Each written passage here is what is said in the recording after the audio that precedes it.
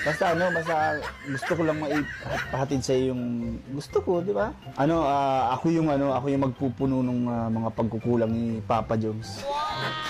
Bakit po? Ano po nakikita mong pagkukulang niya sa akin? Ay, maraming pagkukulang.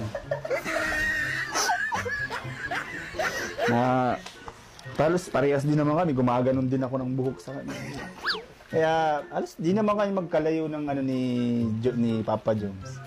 Mas maputi lang naman pati sa akin ng konti, pero di kami nagkakalayo ng itsura ni Papa Joms. Siguro ang lamang niya sa akin, mga 5 paligo lang. Pero kaya kong habulin yun.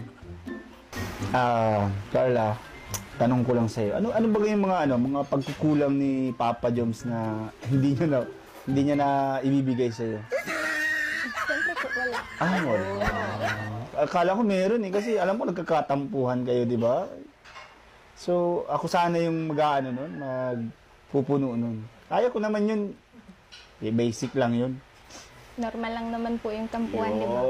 Tsaka, yun po, naayos din naman. Naayos na rin. Gusto mo sirain ko.